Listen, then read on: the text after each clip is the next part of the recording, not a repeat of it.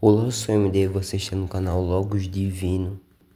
Eu quero avisar que agora o canal tá com chave Pix e carteira de Bitcoin para quem quiser estar doando pro canal, né, para eu melhorar a qualidade dos vídeos, né, aumentar a frequência de vídeos e tudo mais. Então, a doação é muito importante. Então, peço que por favor doe. Até porque a minha situação não tá muito boa e está cada vez mais exigindo que eu deixe o canal de lado. Então, as doações, enquanto eu não posso monetizar nem nada, serão muito bem-vindas para que eu continue com o canal e aumente tanto a frequência quanto a qualidade dos vídeos. Bom, o tema do vídeo de hoje será sobre o livre-arbítrio. Falando sobre o que é o livre-arbítrio, né?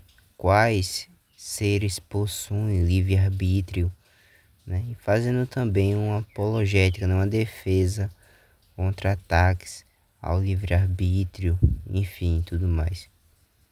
Na primeira parte da Suma Teológica, questão 83, artigo 2, São Tomás de Aquino vai dizer o seguinte na solução: embora o livre-arbítrio, na sua significação própria, denomine um ato, todavia, pelo uso comum de falar, consideramos como princípio desse ato, pelo qual o homem julga livremente, ato no sentido de ação. Ora, o princípio de um ato em nós é potência e hábito, pois conhecemos alguma coisa pela ciência e pela potência intelectiva.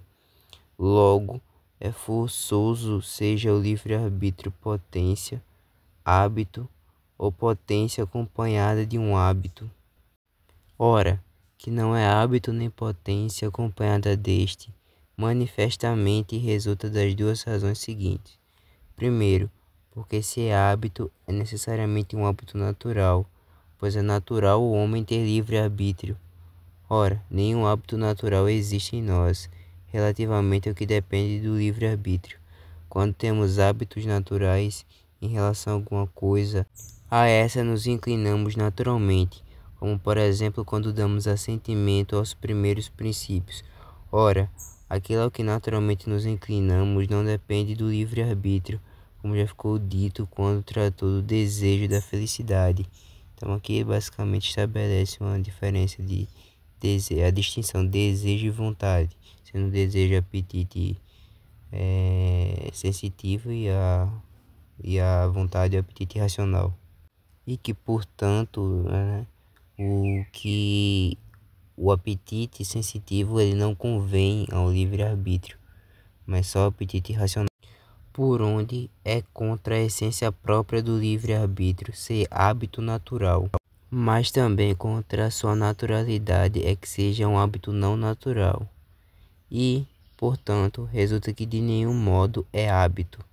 A segunda razão vem de que se chamam hábitos os modos pelos quais nos havimos bem ou mal em relação às paixões ou aos atos, como já se disse. Assim, pela temperança, bem nos havimos em relação às concupiscências, porém, pela intemperança, mal. Também, pela ciência, bem nos havimos em relação ao ato intelectual, enquanto conhecemos a verdade, porém, pelo ato contrário, mal. Ora, ao livre-arbítrio é indiferente a boa ou a má eleição, por onde é impossível que seja hábito. Logo, resulta que é potência. Ou seja, o livre-arbítrio não se trata de hábito, porque hábito ele é como se fosse uma reação própria do ser vivo a alguma paixão que ele sofre, enquanto o livre-arbítrio é uma potência intelectual, é uma potência, né, em que a vontade, ela, junto da razão, ela decide, né, a pessoa decide, por exemplo, se vai escolher entre o bem ou o mal com essas duas faculdades. Eu gostaria de destacar nessa formulação de São Tomás é que, por exemplo, diferentemente de Santo Agostinho, São Tomás faz uma distinção, né? Melhor, né? Na essência do livre-arbítrio sobre desejo e vontade, né? Apetite irracional e apetite sensitivo, que não há em Santo Agostinho. Então, por isso eu peguei a definição de Santo Tomás. Baseado nisso, se responde a pergunta de quem possui livre-arbítrio. São todos os seres que possuem essas duas faculdades, a faculdade da razão e a faculdade da vontade, né? Do querer enquanto apetite irracional, querer submetido à razão, não às paixões. É válido dizer que a Bíblia cita todos os seres que possuem livre-arbítrio, isto é, os homens, anjos e talvez Deus. O caso do livre-arbítrio, né, enquanto uma faculdade mesmo, é um pouco mais complexo e particular em Deus. Por quê? Porque, por exemplo, há pessoas que colocam o livre-arbítrio como escolher entre o bem e o mal, né? Agora, a questão é, Deus, ele, por essência, ele sempre vai escolher o bem, necessariamente. Então, quer dizer que por causa disso ele tem livre-arbítrio? Então, se for de acordo com essa definição de livre-arbítrio, então ele não tem livre-arbítrio. Agora, porém, se a gente pegar e só ter livre-arbítrio como uma potência intelectiva e volitiva, ou seja, tomar uma decisão com base na razão e no intelecto, se for puramente isso daí, então a gente pode considerar sim Deus enquanto possuidor do livre-arbítrio. Então, é possível chamar coisas diferentes de livre-arbítrio, contanto que pelo menos ela tem alguma coisa em comum, alguma razão em comum, que no caso é a participação da faculdade da razão e da vontade enquanto princípios ativos. O Alvin Plantinga, por basear muito a sua filosofia na lógica modal, ele tem uma ótima ferramenta para dissertar sobre o livre-arbítrio, porque o livre-arbítrio, de certo modo, ele trabalha justamente com contingências e com mundos possíveis, né, a possibilidade, etc. E ele argumenta, né, por uma linha de tratar o livre-arbítrio como a possibilidade de escolher mundos possíveis. Isso é muito importante quando a gente vai tratar do seguinte: há a crítica que eu chamo de lógico-causalística, que diz, olha, o livre-arbítrio é impossível dado o princípio da causalidade. Por quê? Porque ele pressupõe que uma causa ele pode causar efeitos diferentes.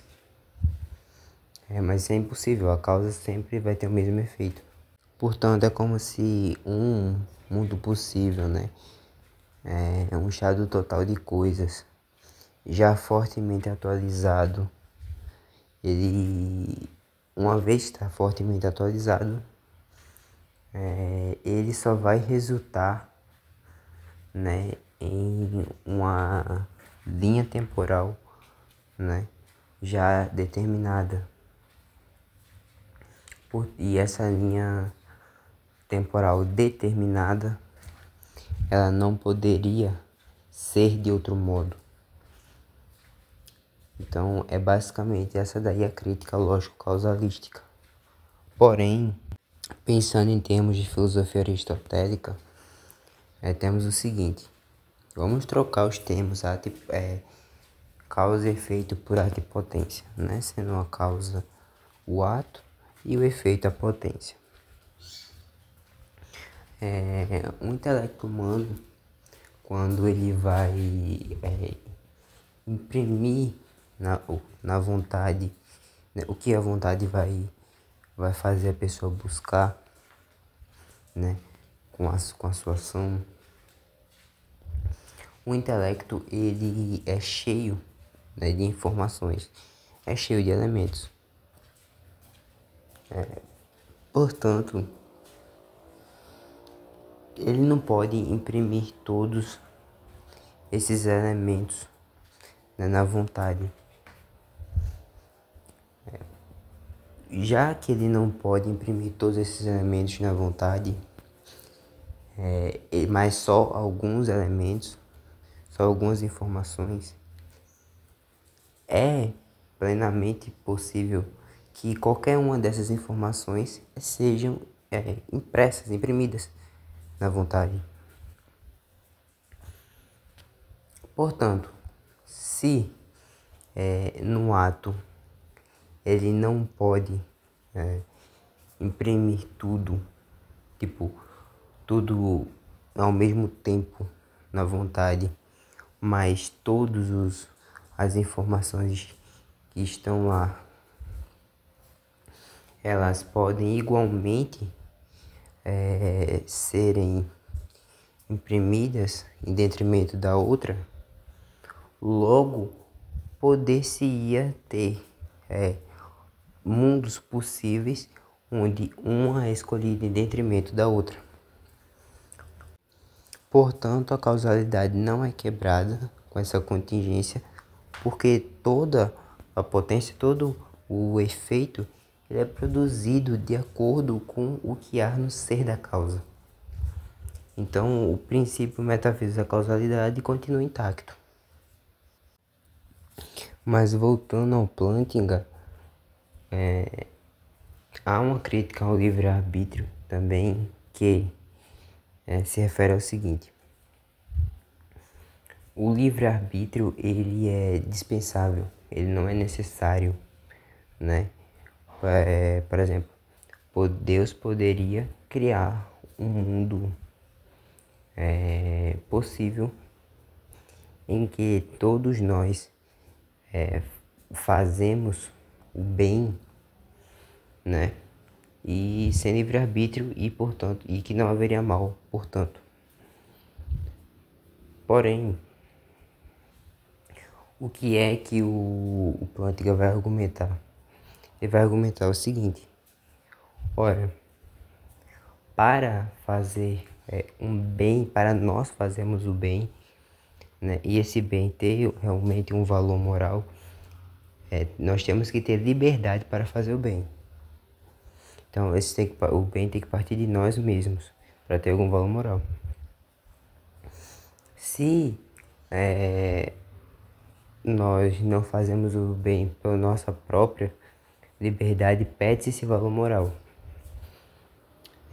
Então, Deus, ele nos faz ter livre-arbítrio para nós fazermos o bem de nossa própria vontade e nossa própria liberdade, que é justamente pelo valor moral intrínseco que tem a isso. Podemos pensar assim, inclusive, que Deus criou os seres vivos para viverem, seres racionais para raciocinarem, né, e seres com vontade para agirem livremente. E, portanto, sem o livre-arbítrio, é como se os seres vivos não estivessem vivendo realmente, mas Deus estivesse vivendo por eles. Então, esse foi o vídeo, espero que tenham gostado, né? Dê uma força, por favor. Peço de novo as doações e até um próximo vídeo.